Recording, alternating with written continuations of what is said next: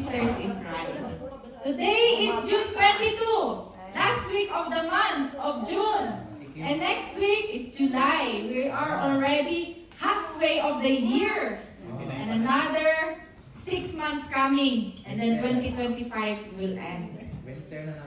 Okay, but before we continue, let's stand up and let's pray and to our Father in heaven. Our Heavenly Father, Lord God, we praise and thank you, Father God, for what you have planned to do for us today.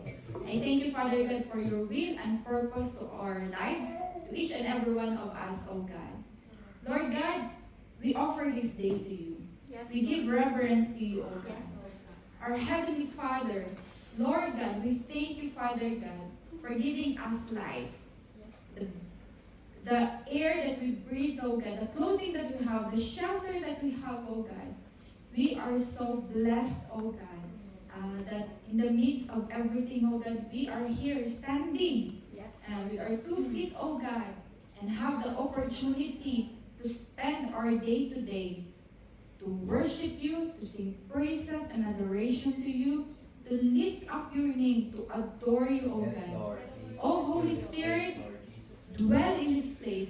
Surround us, oh God, in this place, oh God. Touch the hearts of your people, oh God, and let them know that you are God and they should just remain still. Thank you, Father God, that you are the God of miracles. You are the God who makes all things possible, oh God. Walang mahirap sa iyo, Panginoon. Lahat posible sa iyo, Panginoon. Lord God, help us to trust you in everything, oh God. To offer everything to you, oh God, even if things doesn't seem to make sense, oh God. Help us, Lord, that in the midst of our battle, we raise our hallelujah, oh God.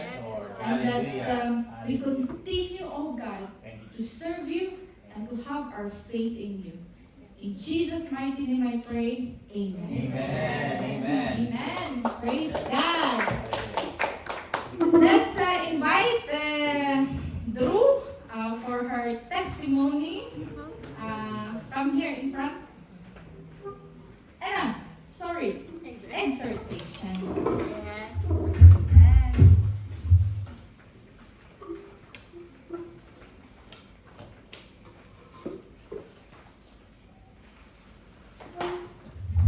Hello, good morning. Good morning. So today I will have exhortation.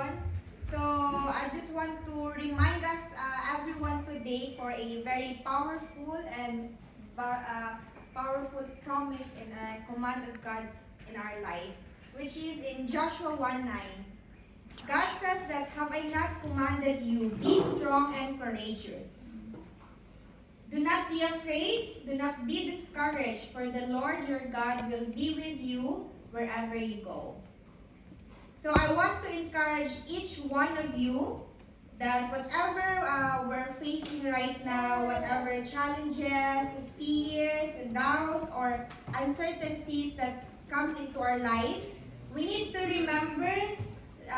remember God's promise and command to us that we need to be strong and courageous in our life, whatever circumstances it is. Amen. Do not allow that the fear or discouragement do not allow fear or discouragement to take over in our heart, to take over your heart. God Himself, He has promised us to be with us wherever we go. Amen. So we are not alone. In our problems, in our fears, God is with us. Yes, Lord. He is with us in our struggles, in our victories, in our worries, in our doubts, in our fears, also in our dreams.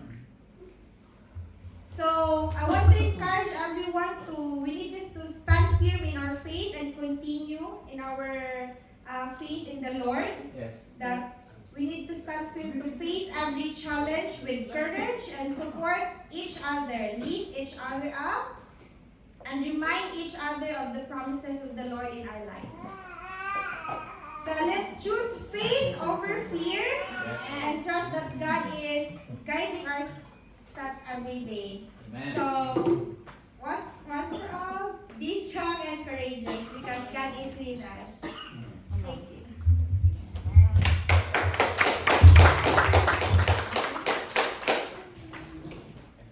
Amen. Thank you, Lord. Thank you, Lord, for your promise, O God. Sabi nga last Sunday, God has not given us a spirit of fear, but a spirit of courage. And this is a command. Ito ay isang utos. Obligatories. You have to be courageous. Why? Because God is with you. Why are you gonna be afraid? Diba? Sabi nga sa Bible, if God is with you, who can be against you? Amen. Testimony. Tayo nakadanas ng mga test sa buhay. But let the test of our lives be the testimony to glorify our Heavenly Father. Let's welcome Ate April.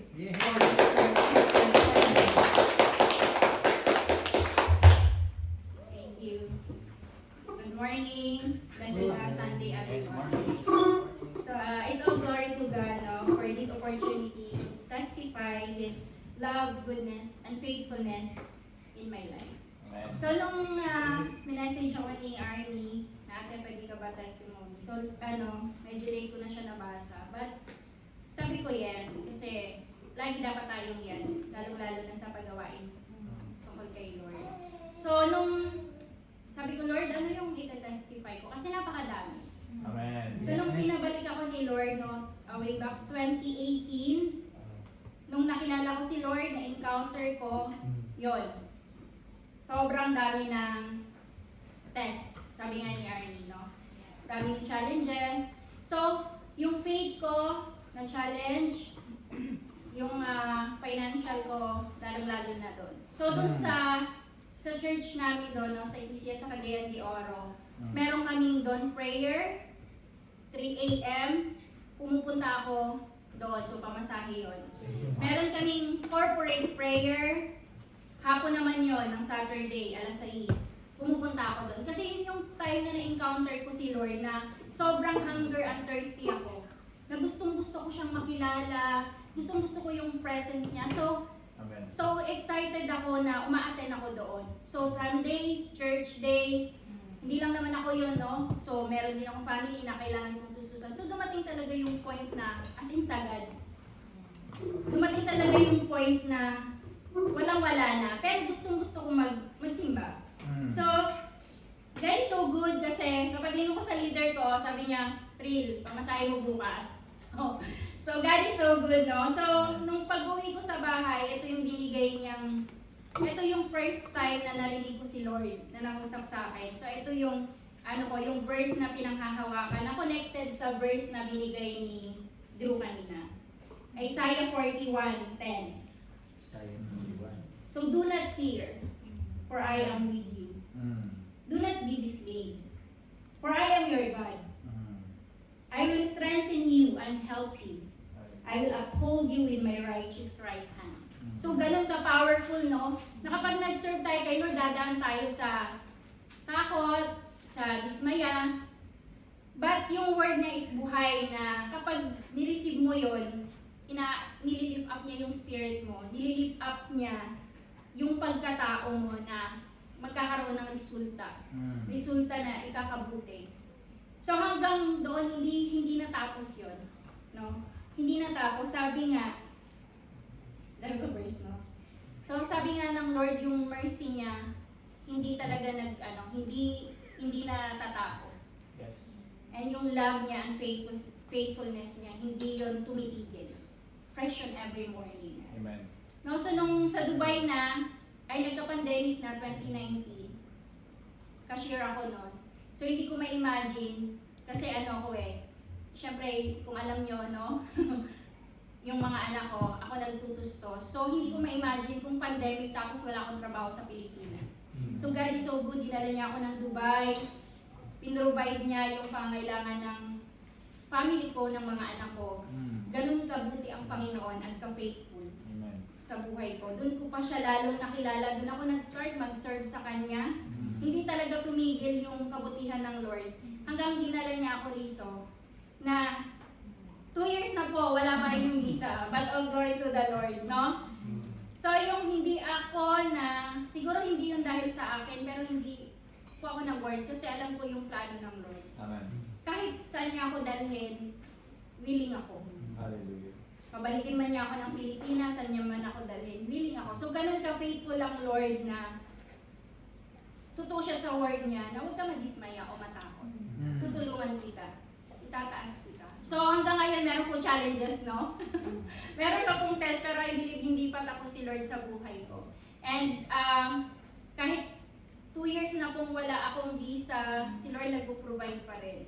Gumagamit siya ng mga instrumento. Kaya nagpapasalamat ako sa mga tao at nagpapasalamat ako kay Lord dahil hindi ako faithful minsan or madalas pero He's still faithful. So it's all glory to the Lord. Amen. Praise God. Is life hard? Meron tayong buhay? Yeah. Yes. But God is good. Amen? Sa buhay natin. May mga times na hindi natin maintindihan or most of the time, we will ask God, why am I experiencing this? Bakit mo ako dinadaan sa ganitong sitwasyon, O God? But it doesn't mean that God is not working.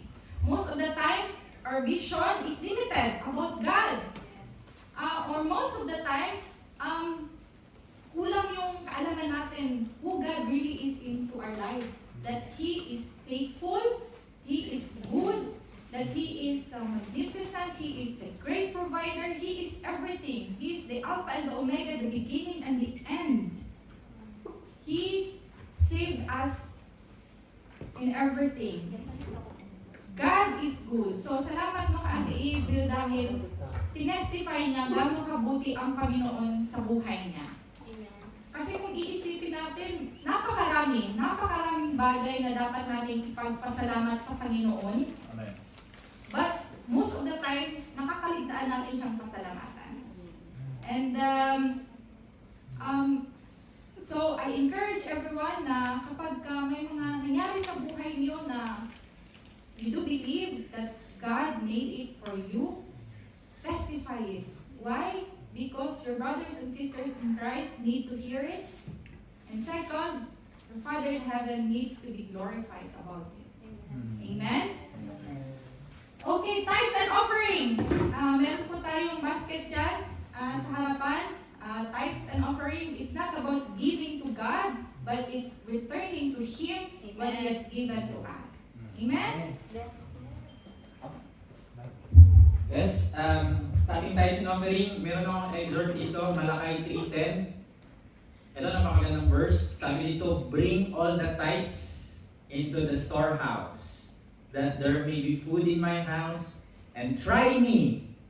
Sige, itesting niyo yung Lord. Kapag nag-tithes ka, sabi ng Lord, itesting mo ako.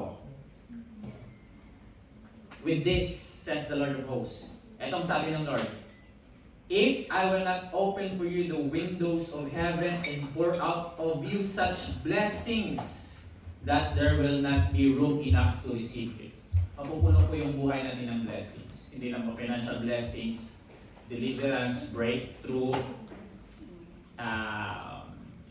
character build-up, friendship, open doors. So try nyo yung Lord. Test the Lord.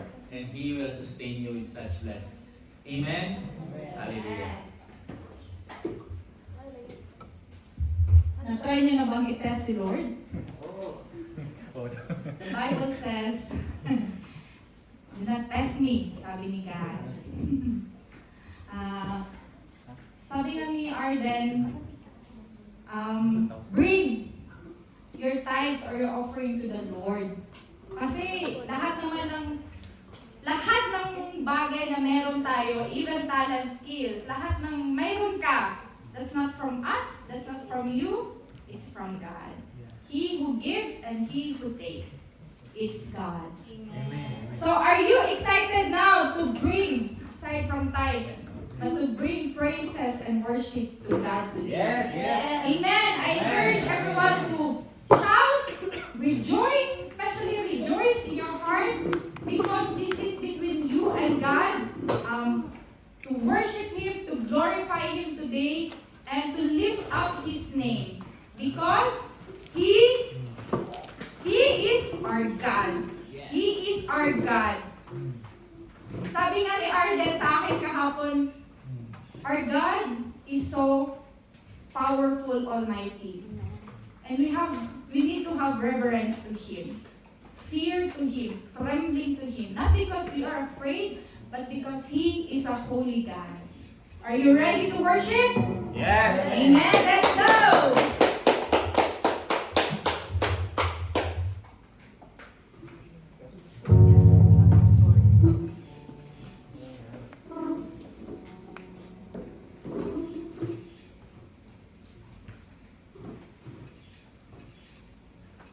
Ready na ba mag-worship lahat? Yes! Amen. So, kahit na gloomy yung panahon, no, nandito tayo. Yeah. Yung panahon is changing always. But only the Lord is constant. Amen. So, let me share with you itong verses. Hebrews chapter 13, verse 8. Jesus Christ is the same yesterday and today and forever. So, He is constant. He is never changing. That's why we can ask for our faith in Him. Woo! Yeah, so maraming verses actually na nagpapatunay na si Lord ay constant. He's never changing. So, let's give Him praise and worship now.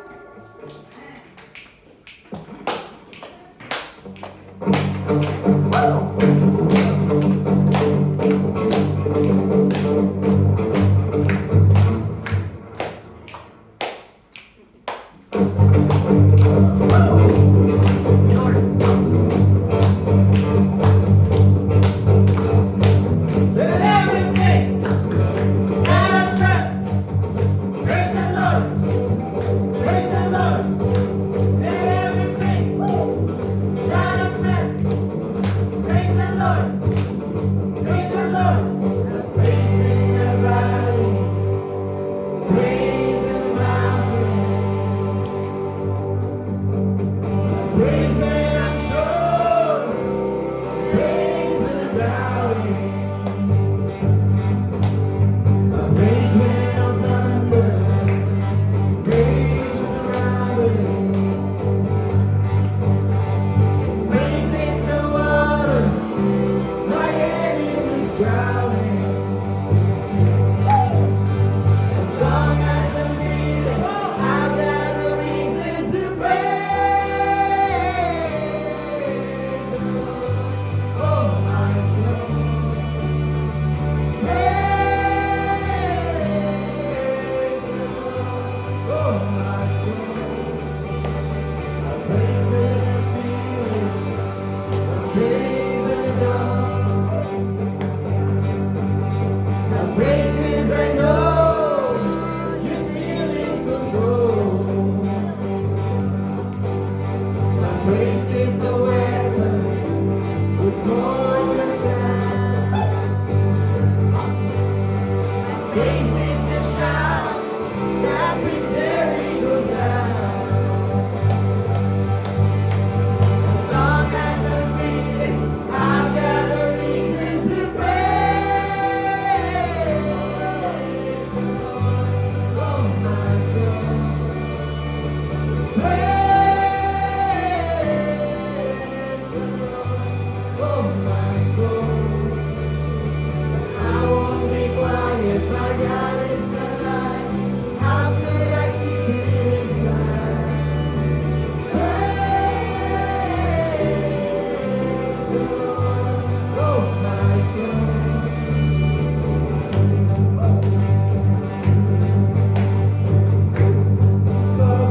Praise 'cause you reign, praise 'cause you rose and defeated the grave.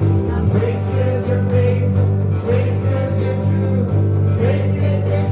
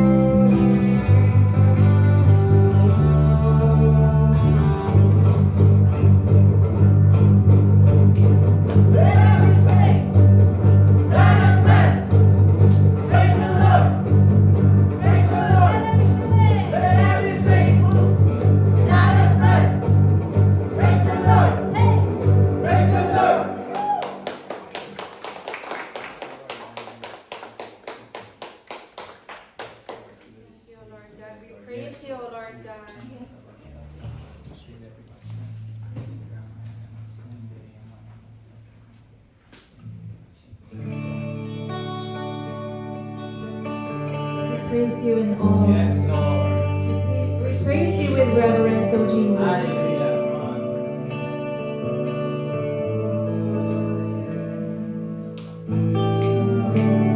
You are the one at the beginning, one with God, the Lord Most High.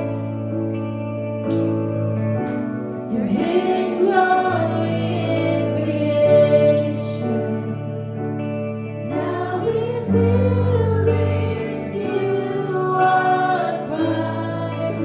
What a beautiful name it is! What a beautiful name it is!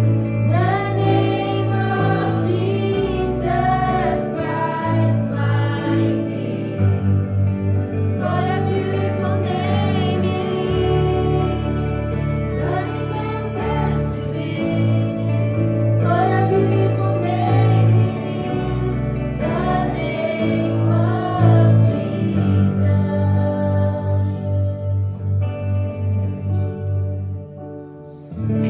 You didn't want heaven without us. So Jesus, you brought heaven down. Lord, my sin was great, your love was greater. What could separate us now? What a wonderful name it is! What a wonderful name it is! The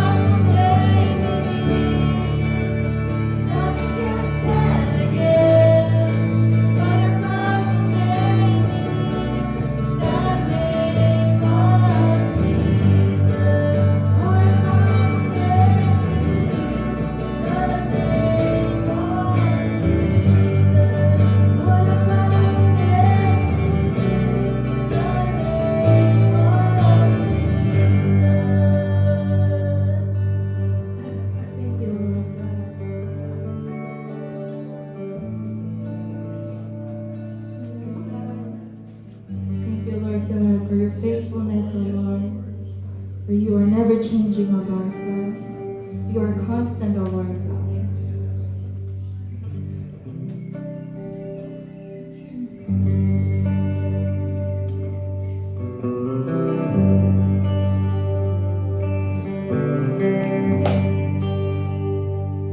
Love you, Lord.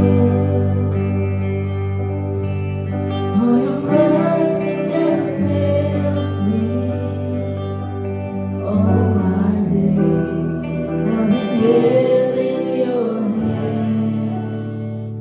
From the moment that I wake up until I lay my head, oh, I will sing of the goodness of God. Come on. And all my life you have been faithful. And all my life you have been so, so good. With every breath that I am able, oh, I will sing of the goodness of God. I love your voice. You have led me through the fire, in the darkest nights. You are close like no other. I've known you as a father. I've known you as a friend. Oh, I have lived in the goodness of God. Yeah. And all my life you have been faithful, Lord God. And all my life you have been so, so good. With every breath that I am able, oh, I will sing of the goodness of God. Your goodness. Your goodness is running out. It's running out to me. Your goodness is running out. It's running out to me. My life laid down, I surrender now. I give you everything. Your goodness is running out. It's running out to me. Your goodness is running out. It's running out to me. Your goodness is running out. It's running out to me. With my life laid down, I surrender now. I give you everything. Your goodness is running out. It's running out to me. And all my life you have been faithful. And all my life you have been so, so good. With every breath that I am able, oh, I will sing of the goodness of God. All my life, and all my life you have been faithful. And all my life you have been so, so good. With every breath that I am able, oh, I will sing of the goodness of God. Oh, I will sing of the goodness of God. Hallelujah. Just remain standing, close your eyes. Just allow the Lord to touch your heart with His presence. The Lord, alam ng Lord yung pinagdadaanan mo ngayon. Alam ng Lord kung saan ka ngayon. Alam ng Lord kung anong dapat mong gawin. But the Lord wants you to be still and know that He is God. The Lord wants you to know that, anak, just receive my goodness. You don't have nothing to do. Just receive my goodness and my faithfulness today. Just receive His presence. Because you know, His goodness and His faithfulness overflows you. He is your shepherd. He is your God. And He is your heavenly Father. In Jesus' name we pray. Amen. Amen. Let's give our hands to the Lord. Amen. All glory to you, Jesus. For you be all the glory and honor. You may now take your seat. Holy Spirit, we thank you, Holy Spirit, for you are here. Thank you, Lord. Hallelujah. Good morning, each one of you. Good morning. Good morning. Hallelujah. Ooh. Our purpose in calling in life is to follow Jesus. Amen? Amen. And to follow Jesus is you need to say yes to Him. Pinanganak ka, God created you into His image so that you can receive the love of God. Amen. And as you receive the love of God, God is teaching you to love one another and to love Him. So yan po yung purpose in calling natin sa life. To receive the love of God and to receive His blessings and to love others. Ginawa ka ng Lord with a purpose. Ginawa ka ng Lord with an identity. Ginawa ka ng Lord with dreams, goals, and values in your life. Importante ka, sabi ng Lord. God created you to be predestined. Dinidestiny ka na ni Lord para papunta sa Kanya. So great His love for you that He is willing to pay the ultimate price to be nailed in the cross for you and me. Hallelujah. What a great God. Amen. So today I'm going to speak about the fear of the Lord. But I want to ask you, Tagalog lang tayo ngayon. Ano ba yung kinakatakutan mo? What is your fear? What is your fear?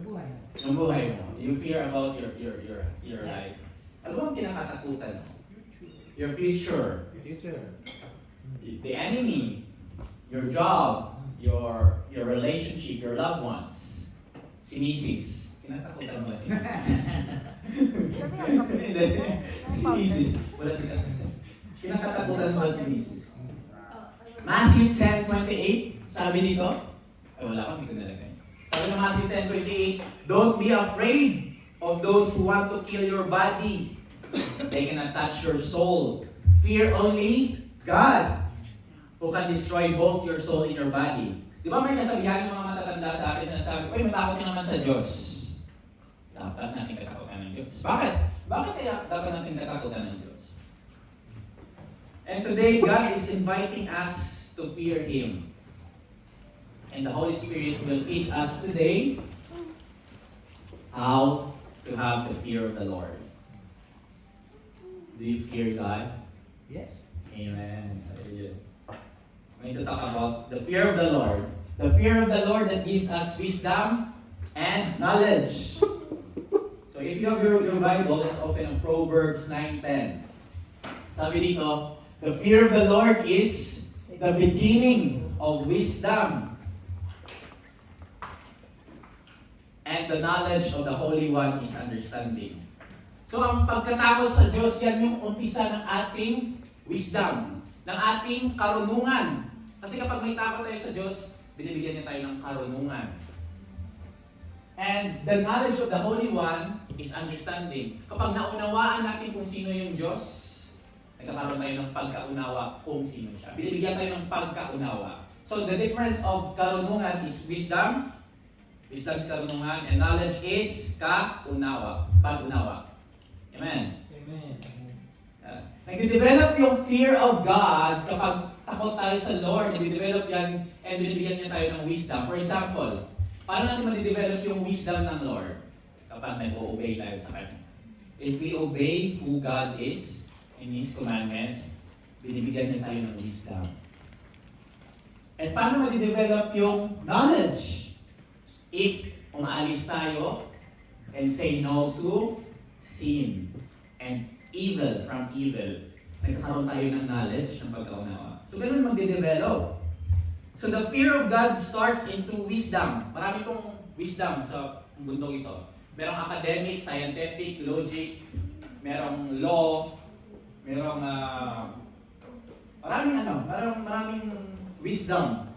Pero lahat ng yun is useless or worthless kapag hindi build up sa karunungan ng Lord. Dapat build yung lahat ng wisdom natin sa Kanya. Kasi siya yung may-ari ng wisdom. Pero before natin maintindihan yung fear of the Lord that gives us wisdom and knowledge, dapat malaman natin muna kung ano sinasabi ng Biblia patungkol sa fear.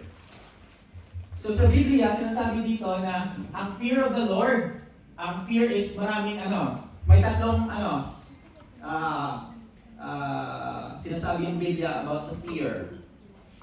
First one is terror.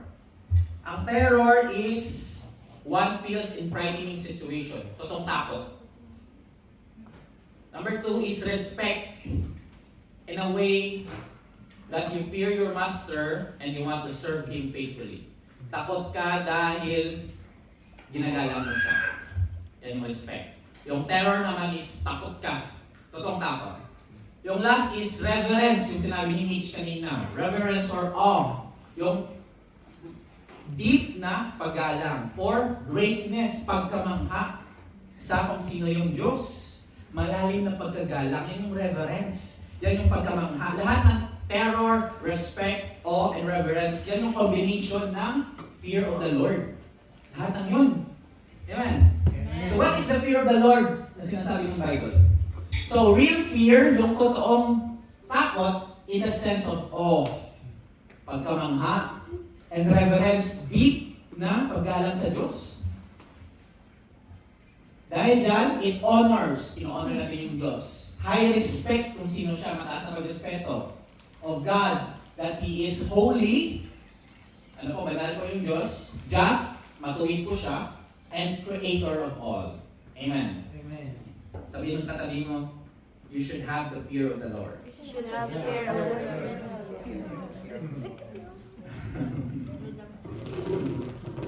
Kasi, kapag namumuhay tayo na mayroong takot sa Diyos, ginagalang natin kung sino siya, ginagalang natin yung kapangyarihan niya, nagiging humble tayo always. Alam mo ibig sabihin ng humble ng Biblia?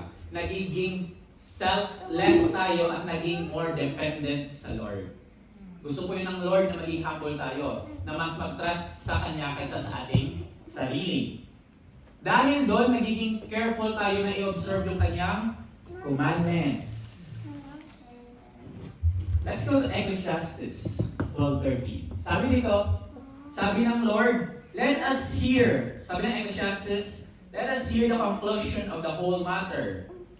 Fear God and keep His commandments, for this is man's all. Yung nagsulat ng Ecclesiastes, Proverbs, at saka ng Songs of Solomon is si King Solomon. Tatlong libro po yung sinulat niya. Pero ito yung last advice ni Solomon para sa atin. Ito yung last advice niya. Matakot ka sa Diyos, fear God, at sundin mo ang kanyang mga utos. Dahil ito ang tungkulin ng mga tao. Ito pala yung responsibility natin. Matakot sa Lord. At saka, sundin yung kanyang utos. Let's go to Proverbs 1:7. Sabi ni Solomon, si Solomon naman. Alam mo magandang magbasa ng Proverbs. Kasi yung Proverbs, meron yung 31 chapters, and the day of our life, sa isang buwan, meron tayong 31 days. Sometimes merong 30, merong 29. So lahat ng yun, merong wisdom. So kapag nagbabasa tayo ng Proverbs, para na rin natin na-receive yung wisdom ni Lord. So kapag alam natin yung Proverbs, ang Proverbs kasi ang meaning yan is to rule. Para magkaroon tayo ng rules. Para ma-rule tayo ang ating spirit. So kapag nagbabasa tayo ng Proverbs, hallelujah! Nagkakaroon tayo ng wisdom ni Lord. Nagiging si Lord na tayo. Nagiging, na yung wisdom natin para sa Kanya. Amen?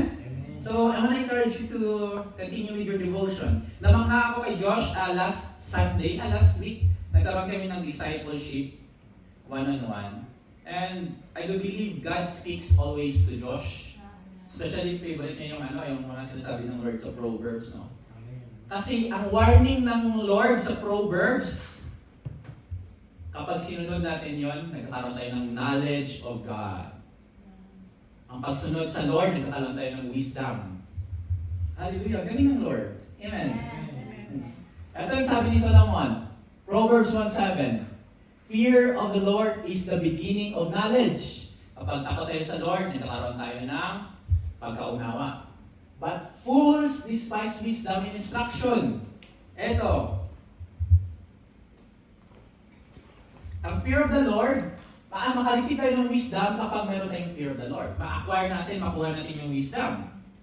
Pero, sinabi ni Solomon dito, kapag itagalog ko, ang pagkatakot sa Panginoon ay may paggalang ang simula ng karunungan. Ngunit sa hangal, fools, walang halaga ang karunungan at ayaw niyang maturuan upang maituwid ang kanyang pag-uugali. Dito sa mundong ito, meron tayong siguro nakaka-experience tayo ng tao na kahit anong share mo, kahit anong bigay mo ng payo, advices, kahit anong bigay mo ng teaching or review, parang ayaw matuto. So, here in this world, we are a work in process. Work in progress. Kailangan natin matuto. Ha? Ako, sa walk with Lord, gusto ko matuto, always.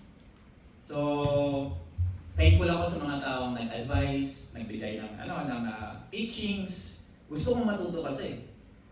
And hindi natin maturuan yung tao para kay Solomon, fool siya, hangal siya dahil dinidespise niya yung wisdom and instruction. Dahil ang tao yun is full of everything. He knows everything. Mahirap turuan yung tao, alam mo lahat. Naka-encounter ba kayo yung tao yun? Yes. So, as a follower of Jesus, kailangan natin mamuhay, i-practice, at saka i-understand yung fear of the Lord. Pero dapat natin magkaroon tayo, maging humble tayo to receive correction, to receive advice, understanding, and listen. Kasi sa totoo lang, hindi ko alam ang lahat. So neither you are. Hindi natin alam ang lahat. So mas okay pa na i-humble natin. Okay, brother. Okay, sister. Hindi ko alam. Tuturuan mo ako. And we should advise, teach in a gentle way like Jesus. With love. Amen? Amen.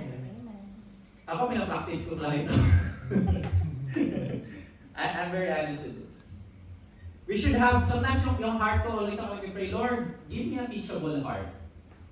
Turuan mo ko, Lord. Give me a shepherd's heart. Kasi, hindi ko alam yung lahat. Foolish kapag nagpanggap tayo na, ay, alam ko ito. Pero deep inside, hindi natin alam.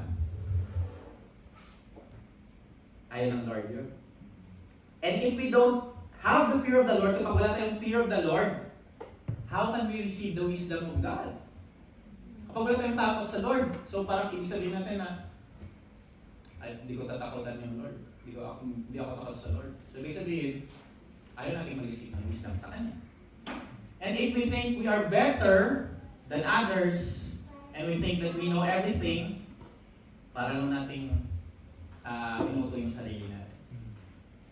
Think of this. How can God fill you? Paano ka pupunuin ng Lord kapag puno ka ng iyong sarili? Babawasan. Paano ka pupunuin ng Lord ng wisdom at saka ng knowledge if puno ka ng iyong sarili? Mag-share ng verse Ano sabi niyo? Sige, sige. sa Matthew 23:12. Oh yeah. Whoever exalts himself will be Will be humbled, humble. And whoever humbles himself will be exalted. Amen. Wow. No? So magiging humble tayo na kailangan natin mag-isip ng teaching kay Lord. Ako marami pa akong gustong matuto. Natututo ako sa inyo. Amen? Ginagamit kayo ng Panginoon sa buhay ko. And tingnan mo yung dapat muna tayo. Yung puno ng sarili natin, dapat matanggal muna. Dapat mawawasan mo na yung sarili natin. Kasi sabi ng Biblia, deny yourself. So if we are full of ourselves, puno tayo ng sarili natin, hindi natin alam yung boses ng Panginoon, hindi natin alam yung guide niya, yung hakbang niya para sa atin kasi pupuno tayo ng sarili natin. So how can we receive the wisdom of God? Fear Him. Tanggalin natin yung sarili natin. Mag-humble tayo. Amen? Open mind. Open mind. In the book of Job, sabi ni Job dito, and to man he said, behold, the fear of the Lord, that is wisdom. Ang pagkatakot sa Lord, karunungan na pala. Amen. And to depart from evil is understanding. Ang pagkatakot sa Lord, karunungan na. Kapag umalis ka pa sa kasalanan, naunawaan mo kung sino yung Lord. Simple lang ang explanation ni Job. Job 28:28. Hallelujah. Na-remember niyo ba sa Genesis 2? Nung sa Garden of Eden, si Adam and Eve, sinabi ng Lord na huwag niyong kainin yung prutas na yan kasi kapag kinain niyo yan, mamamatay kayo. Alam mo ba instruction ng Lord yun, command ng Lord yun para sa kanila to receive wisdom? Bali, binibigyan sila ng wisdom ng Lord. Tingnan natin yung verse. Sabi dito, and the Lord God commanded the man, you are free to eat from any tree in the garden. Marami palang tree. You can eat free any tree. Hindi ka kumain ng prutas sa kahit anong puno. So, lagay natin 1,000 ka puno. Isa lang yung bawal. Pero yung bawal yung gusto ng Adam and Eve. Di ba? Marami namang pagpipilian. As a Christian, maraming good things as a Christian. Pero bakit nung tayo sa bawal? Di ba? So, maraming pagpipilian. Hindi pinababawal ng Lord yun. Ang pinababawal niya yung bawal. Pero yung ginawa ni Adam and Eve. Sabi ng verse 17, you must not eat, sabi ng Lord, eat from the tree of the knowledge of good and evil, for when you eat from it, you will certainly die. So babalayan ng Lord para sa atin, para hindi tayo mapahamak. That's why we have the Bible, so that the Bible is our guide. This is our warning, hindi tayo mapahamak. Kasi surely kapag nagkamali tayo, merong consequences. Yan. So tingnan nyo to. Si Lord binibigyan pala ng wisdom and knowledge si Adam and Eve. Pero dahil hindi nila sinunod yung utos ng Lord, nagkaroon sila ng trahedya. And if we obey the warning, instruction, and commandments of the Lord, we already have the fear of the Lord. Sabi natin. So that's why sabi ng Biblia, obedience is better than sacrifice. Kahit anong dasal mo dyan, kahit anong sakripisyo mo sa ministry, kahit anong pag-sakripisyo mo para magawa yan sa buhay mo kapag hindi ka naman nag-obey kay Lord, useless ang lahat. Kasi we can do everything according to our strength, but if we don't obey God, we are still nothing. Para yung puno, kapag ang puno na si Jesus, hindi ka konektado sa Kanya as a branch, useless. Dapat konektado tayo kay Jesus dahil tayo yung branch. Amen? Natutunan ba? Amen. So 1 Samuel 15:22. Let's go here. But Samuel replied, what is more pleasing to the Lord? Ito nung time si Saul at saka si Prophet Samuel. Gusto ni Prophet ni King Saul na mag-offer ng sacrifice kay Lord, na mag-ihaw ng baka, magsunod ng baka, ng mga sheep para maging please si Lord.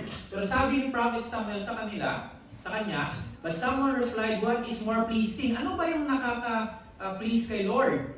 Your burnt offerings and sacrifices? Or your obedience to His voice? Listen, obedience is better than sacrifice, and submission is better than offering the fat of rams. Kailangan natin mag-obey. You should also obey to your husbands. For the husbands are the head of the family. Jesus is the head of the family. Under of the family is the husband, the head. And under the husband is the wife. See? But sometimes, Kailangan din natin mag-listen sa ating wife. Yes. Kasi yung fear of the Lord, parang ganito lang yan eh, parang marriage. Hindi mo malalaman na may takot ka sa misis mo unless naging kasal na kayo. Nagkaroon kayo ng relationship band, covenant. Hindi natin malalaman na takot tayo sa Lord kapag si Kristo hindi tayo pinakasalan. And pinakasalan tayo ni Kristo through nung napako siya sa krus. Tayo na ngayon yung bride at saka si Kristo yung bridegroom. Kung sa Tagalog pa, si Kristo na yung groom. Tagalog yung groom. Ano nga yun? Ha? Si Kristo na yung groom. At saka tayo na yung bride, church of God. Nagkasal tayo sa Kanya nung napako si Kristo sa krus. At saka waiting na lang tayo sa coming back ni Jesus para pagpunta natin ng langit, magkaroon ng wedding celebration. Ganon din sa pamilya. Kailangan din natin mag-listen din sa ating wife. At saka yung wife, kailangan din mag-submit sa ating mga husbands. So, I want to encourage you to love one another. Kasi doon love one another talaga. Alam mo, minsan kapag nag-aaway kami minsan nag-aaway kami ng misis ko. Minsan nag-keep the mouth shut na ako. Kasi ayaw ko sabi ng Biblia sa Proverbs, keep your mouth shut. Kasi kapag hindi mo i-shut yung mouth mo, yung lahat ng nasa heart mo na anger at saka ng mga hinanakit, lalabas sa bunganga mo, makakasakit ka na naman sa kanya ngayon. Maludoble na naman yung kasalanan mo. Ano yun, Lord? May gusto ko share the verse. Ano yun? Sa Proverbs 21, Okay. whoever keeps his mouth and his tongue keeps himself out of trouble. Yeah! Proverbs 21. So kapag nag-keep the mouth shut tayo, kapag mali yung iniisip natin, huwag na natin ipalabas sa bunganga natin. Kasi kapag lumabas sa bunganga natin, walang magandang maidudulot. Ano lang maidudulot? Away. Mahirap na gawin. Mahirap gawin. Happy wife daw, Happy wife! Hallelujah! Let's go to Psalm 111:10. So nanawaan ng mabuti yung fear of the Lord, no? The fear of the Lord is the beginning of wisdom. A good understanding have all those who do His commandments. So, lahat ng pagkaunawa natin is kapag inobey natin yung commandments ng Lord. Nauunawa natin yung Lord kapag inobey natin yung commandments niya. Very simple lang yung ni Lord, yung revelation niya sa buhay natin, no? So, ang Lord nagdi-delight as we submit and obey Him. Mas maganda pang gumawa tayo ng mabuti rather than sacrifices. Mas maganda pang sundin natin yung utos niya. And para ma-receive yung knowledge ng Lord, umalis tayo sa kasalanan. That's why there is 10 commandments. Kasi binigay ng Lord yung 10 commandments, yung batas sa atin, para malaman natin para maunawaan natin kung sino siya. Kasi kapag naunawaan natin na holy yung Lord, nagkakaroon tayo ng intimate relationship sa Kanya. Amen. Kapag naunawaan natin, ayaw pala ng misis natin yung ganito, ayaw ng husband natin ng ganito, nagkakaroon tayo ng intimate relationship sa kanila. Alright, mali. For example, ayaw ng misis mo na ganito. Kasi nakakasama. Sundin mo na agad. Para maunawaan mo kung sino siya. Magkakaroon kayo ng intimate relationship, hindi kayo mag-away. Same with God. Kapag sinabi ng Lord na ayaw talaga. Kasi kapag pinu-force natin, parang na tayo nagre-rebel sa Kanya. Hindi natin alam kung ano yung, hindi tayo nagkakaroon ng intimate relationship sa Kanya. And the knowledge of God, when we receive the knowledge of God, ito lang yun, simple lang yun. We say no to sin. Every time we say no to sin, nagkakaroon tayo ng pagkaunawa kung sino yun. Diyos. Revelation. Ito yung revelation ko sa buhay. Ang gawa ng Holy Spirit, the work of the Holy Spirit and the Word of God and the Holy Spirit sa buhay natin, inseparable. Hindi po yan maalis. So kailangan natin yung Word of God at saka yung Holy Spirit. So paano? Ano ibig sabihin? Holy Spirit and Jesus, the Word of God, cannot be separated. Hindi sila maalis sa isa't isa. Sabi ng John 14:26, but the Advocate, the Holy Spirit whom the Father will send in my name will teach you all things and will remind you of everything I have said to you. In order for the Holy Spirit, para magtrabaho yung banal na Espiritu sa buhay natin, kailangan ng Holy Spirit, meron tayong Word of God. Kasi kapag nagbabasa tayo ng Word of God, yung Word of God pumapasok sa soul natin, sa spirit natin, at saka yung banal na Espiritu nagtatrabaho sa atin. Tinatrabaho tayo ng banal na Espiritu. Hindi makapagtrabaho yung banal na Espiritu sa buhay natin kapag walang Word of God sa buhay natin. Kung hindi tayo nagbabasa ng Biblia, hindi makapagtrabaho yung banal na Espiritu sa buhay natin. Nagiging jobless yung banal na Espiritu kasi they go together. Amen. And as you read and meditate and apply the Word of God, the Holy Spirit begin a work in your life. So sometimes sinasabi natin, Lord, how can I have to love one another? How can I have patience and gentleness? Hindi mo yung madidevelop. Only the Holy Spirit can produce that fruit in your life. How? When you read the Word of God. Amen. This is a revelation of who Jesus is. If you read and meditate and apply the Word of God, kapag in-apply natin sa buhay natin, yung gift of the Holy Spirit, praying in tongues, prophecy, word of knowledge, healing, miracles, signs, and wonder, ma-activate sa buhay natin. Yung fruit of the Spirit, love, joy, peace, forbearance, kindness, goodness, faithfulness, gentleness, and self-control, ma-activate sa buhay natin kapag meron tayong Word of God. Amen? Because the Word of God, Jesus, and the Holy Spirit goes together. Hindi pwede mag-isa kayo ng Trinity. Kapag nag-work si Jesus sa buhay natin, si Jesus kasama na yung Banal na Espiritu sa basbas ng Diyos Ama. Kapag nag-work na yung Banal na Espiritu sa buhay natin, dapat si Kristo na sa atin. Basbas ng Diyos Ama. So anong sinasabi ng Biblia? To have the fear of the Lord is to have an intimate relationship with God. Hallelujah! Kapag takot tayo sa Diyos, nagkakaroon tayo ng masaganang relasyon sa Diyos. Kapag takot tayo sa Diyos, nagkakaroon tayo ng intimate sa Lord. Kapag takot kayo sa asawa mo, sa husband mo, nagkakaroon kayo ng intimate relationship. Hindi yung takot ka dahil nirespeto mo siya, dahil minamahal mo siya, dahil ayaw mo masaktan yung asawa at saka yung wife and husband mo. Nagkakaroon kayo ng intimate relationship. Amen. The fear of God is to love God. Hallelujah. Kapag love mo yung Diyos, sinasabi mo na, Lord, ayaw mo masaktan ka. Di ba? Ayaw mo masaktan yung wife mo at saka yung husband mo. Ayaw niyo ba? Or gusto niyo? Siyempre, ayaw natin. I don't want God to be hurt, and I don't want my husband or my wife to be hurt, and I don't want God to be disappointed. Dapat maging sensitive tayo na hindi natin masaktan yung Diyos.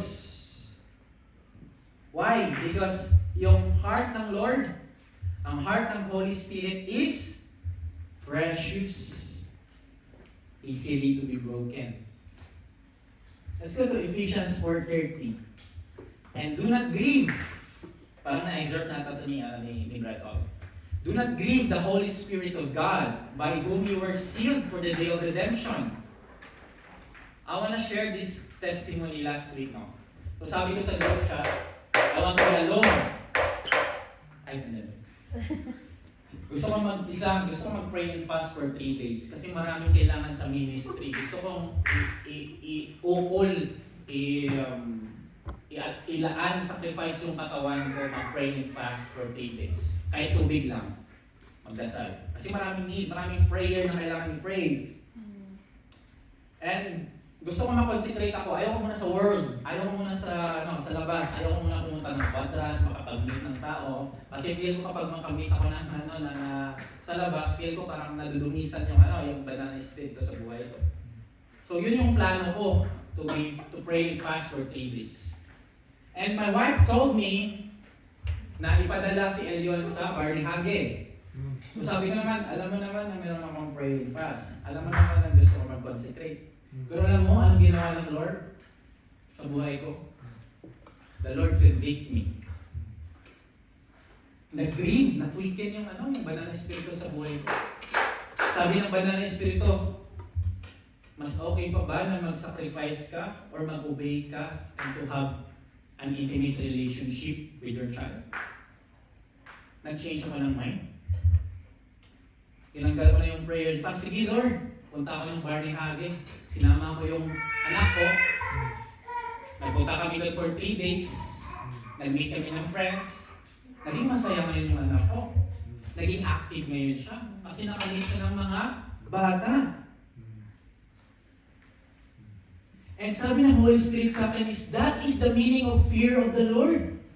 Dahil naging sensitive ka na ayaw mong masaktan yung banal na espiritu, dahil gusto ng banal na espiritu na mag-obey ka na, dalhin mo yung anak mo sa Barnihage para magkaroon ng magandang fellowship doon. Alam mo, yung banal na espiritu is well pleased with the moment that we spend time in love with our family. So kapag nagsispend time kayo sa husband, wife nyo, sa pamilya nyo, natutuwa yung banal na espiritu. Well pleased si Holy Spirit sa atin. Kasi ito yung revelation bakit well pleased yung Diyos sa atin kapag nagsispend time tayo ng time sa ating pamilya. Kasi para na rin tayo nagfe-fellowship sa Kanya.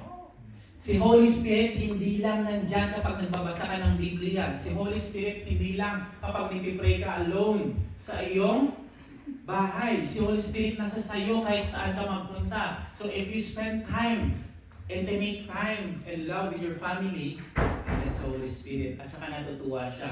At saka hindi siya nagigrieve. Yan! Yung sinasabi ng Lord na fear of the Lord. Kung tayong mag-grieve siya. Ano naman ko ba? Amen. You fear not to hurt the heart of God. Sometimes, hindi natin nagawa ito. Sometimes we hurt God. But alam mo yung Lord, may forgiveness. And eto pa, sometimes we hurt God if we have unforgiveness. Kapag hindi tayo nag-forgive, nasasaktan yung Lord. Kapag hindi tayo nag-reconcile, nasasaktan yung Lord. Kapag hindi tayo nag-reconcile sa mga taong nasaktan natin, hindi tayo nagpatawad, na-hurt si God. Fear Him. Sometimes, na-hurt din si Lord sa mga words na na-speak natin. Are you using the Word of God to bless or to destroy someone? Fear Him. Also, the way you treat others. The way we treat others. Nasasaktan ng Lord kapag hindi natin tinitreat yung kapwa natin ng love. So fear God. Alam mo ba si King David, naging sensitive si King David sa Espiritu. Sa banal na Espiritu. Sabi ni King David, create in me a clean heart, O God, and renew a steadfast spirit within me. Do not cast away from your presence, and do not take your Holy Spirit from me. Restore to me the joy of your salvation, and uphold me by your generous spirit. Then I will teach transgressors of your ways, and sinners shall be converted to you. Nung nagkasala si King David ng sexual immorality against Bathsheba, na-hurt ni King David yung heart ni God. Pero si King David nag-repent. Sabi niya, do not cast me away from your presence, Lord. Mahirap kasi kapag mawala yung presence ni Lord sa buhay natin. Para tayong tinanggalan ng buhay kapag wala yung Espiritu. Imagine, wala yung Espiritu sa'yo. Yung Holy Spirit wala sa iyo. Maliligtas ka ba? Mahirap kapag wala yung Holy Spirit sa buhay natin. Sabi dito ni King David, do not take away your Holy Spirit from me. Sa Old Testament, sa Old Covenant, pwedeng mawala yung banal na Espiritu. Pero sa New Covenant, yung banal na Espiritu abides in you forever. Yan yung ano natin, yan yung seal natin. I want to invite the band. the essence of worship. So alam mo yung Lord, banal po yung Diyos. He is just. Hate ng Lord yung kasalanan. He is a consuming fire. He is a judge. And at the same time, He is a God of love. Hallelujah. At the same time, God is a God of forgiveness. And at the same time, God is a God of reconciliation. At the same time, God is a God of peace. And a God that's full of mercy and grace. Alam mo ba kung sino yung Lord sa buhay natin? He is your Jehovah Mapalti. Means He is the Lord that delivers you. And He is not only your God. Hindi lang Diyos mo yung Diyos. Hindi lang siya Lord at saka tagapagligtas mo. Alam mo ba kung sino yung Lord? He is your Abba Father. I invite you just to close your eyes. Hallelujah. Sabi ni Bobby Connor, ano yung sabi ni Bobby Connor? Those who know God fear Him well. Kapag kilala mo yung Diyos, alam mo matakot sa Kanya. Eh, merong character sa Bible na kung saan sinabi niya, meron siyang fear of the Lord talaga. Alam mo si Joseph the dreamer? Na-tempt siya sa bahay ni Potiphar. Tinempt siya ng wife ni Potiphar. Pero sinabi ni Joseph, sabi ni Joseph, how then can I do this great wickedness and sin against God? Joseph know the fear of the Lord. And Joseph know who God is. Mayroong relationship si Joseph sa Diyos. Intimate. And that's why, dahil natakot si Joseph sa Lord, nagkaroon siya ng wisdom and knowledge. That's why nagiging successful siya sa buhay. Amen? Amen. Close your eyes right now. Oof. We invite you, Holy Spirit, in this place. The Holy Spirit is calling you into your heart right now. Today, sabi ng Holy Spirit sa heart mo ngayon, fear the Lord. God is calling you to draw near to Him. God desires to have an intimate relationship with you. We must understand that God is holy. Yes, Lord, holy ka nga, Lord. Pero anong dapat namin gawin? Wala. Dahil tinapos na ni Kristo. Ang dapat mo lang gawin is to receive His forgiveness on the cross. God is holy. And those who come to God must be washed by the blood of Jesus. Kasi the blood of Jesus can wash our sins and make us holy in front of the living God. 1 Peter 2:24 says, He Himself bore our sins in His body on the cross so that we might die to sin and live for righteousness. By His wounds you have been healed. God is calling you to surrender today. Alam ng Lord ng struggle mo, alam ng Lord na nasa-struggle ka sa addiction, sa sin, sa compromise. Alam ng Lord yung problema natin. But ito lang sabi ng Lord, He is the only one that you need today. Luke 5:32, sabi ng Lord, I have not come to call the righteous. Hindi tinawag ng Lord yung mga matuwid, but sinners to repentance. As you take a step of repentance and surrender, Jesus is telling you, son, my son and my daughter, I don't want your 80% of your time. Jesus is telling to you, I don't want your 90%. I want your 100% of who you are. Jesus is telling you, give me your heart. Not only your heart, but all of you. Kapatid, kapag hindi mo pa na-surrender yung buong buhay mo sa Diyos, today is the time that you surrender it to Him.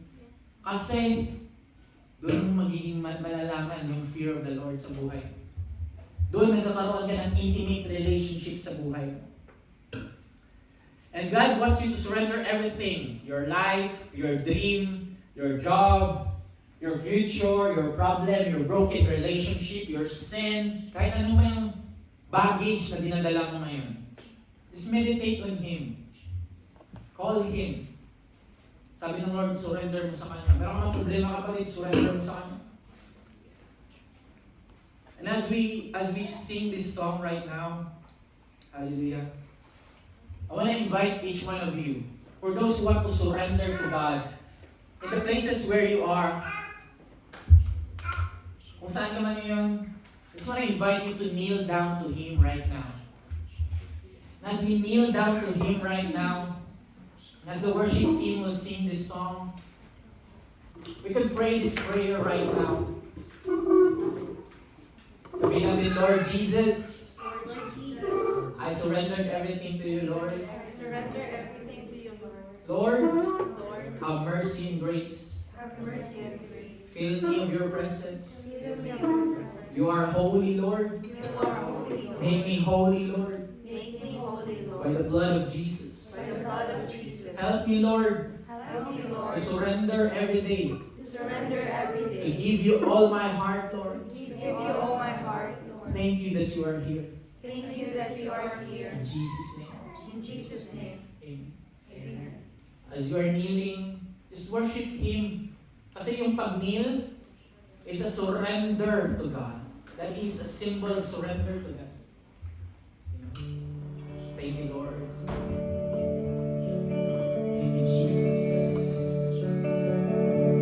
Surrender everything to God. He is holy.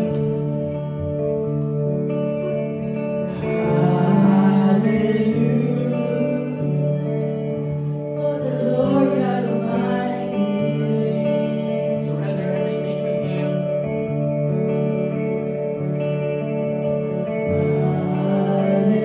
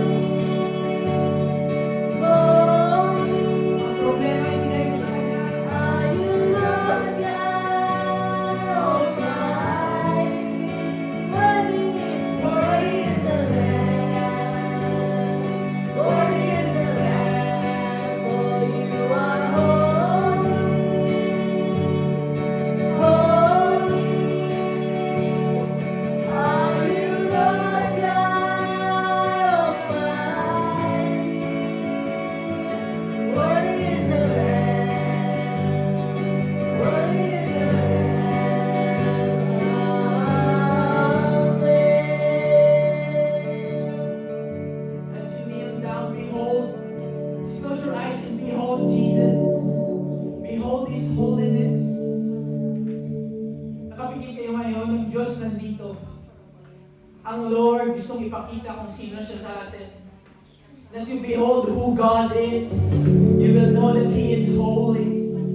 And as He is holy, He is forgiving you of your sins. Let's continue to worship Him where you are. Adore Him. Yes, Lord. Hallelujah. Thank you, Jesus. Yes, Lord. As we sing this song, hallelujah. Siya lang yung kailangan natin yung Lord. And His name is Yeshua. Kapatid, just humble yourself to Him. Ang Lord ang kailangan natin. Yeshua. Yes, Lord. So we praise you, Jesus. My beloved is the most beautiful among thousands and thousands. My beloved is the most beautiful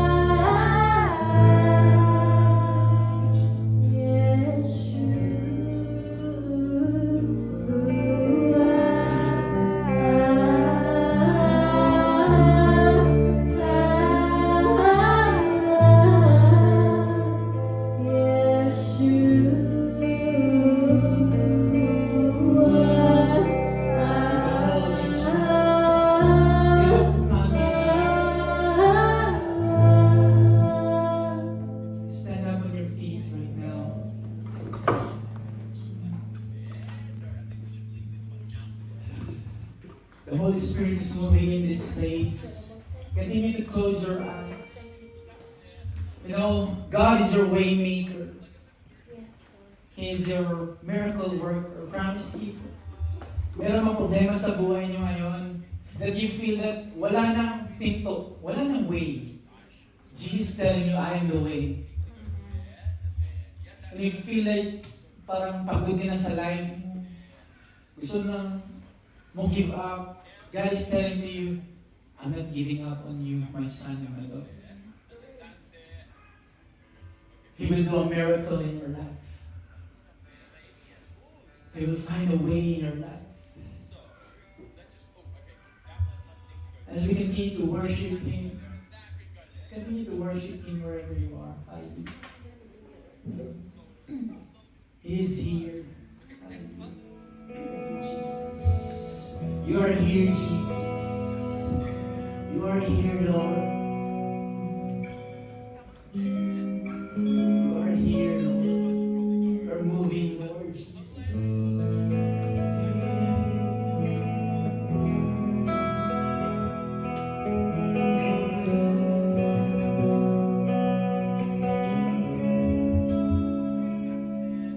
You are here, moving on me.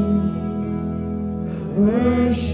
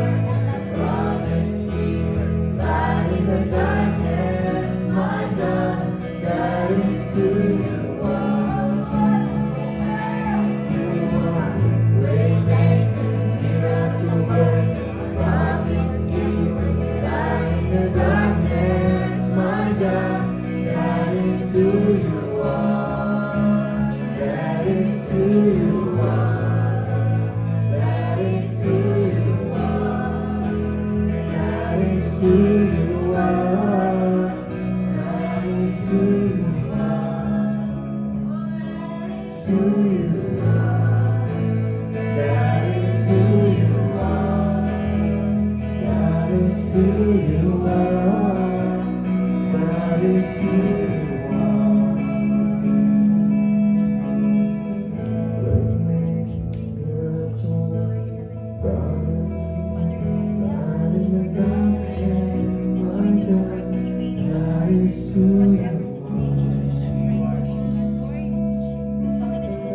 The Spirit of God is moving in this place. You know, Luke 4:18 says that the Spirit of God anointed Jesus to heal the broken heart. And the Lord knows that you have a broken heart. That is the most important, your soul to Him. And that's why God is here in this place to heal you, to give you His presence, to love you. He wants you to be healed. He wants you to survive. He wants you to overcome things, overcome challenges. Ilalagay ka ng Lord sa challenges so that you can depend on Him. Ilalagay ka ng Lord sa mga problem na yan para sabihin sa iyo na I am here with you. We will overcome this together with you. And right now, okay, God, we receive the blessings from you. We receive the fear of the Lord, Lord. We receive the fear of God, Holy Spirit. And right now, oh God, Lord, we rebuke every lies of the enemy, God. Lahat ng mga lies of kaaway na nasabi, you are not enough. You cannot do it. You cannot do this. Stop this. Stop that. We rebuke that lie in the name of Jesus. Every manipulation and deception of the enemy, every financial loss of the Lord, we break that in the name of Jesus. And we speak breakthrough all over our sisters and brothers right now in the name of Jesus.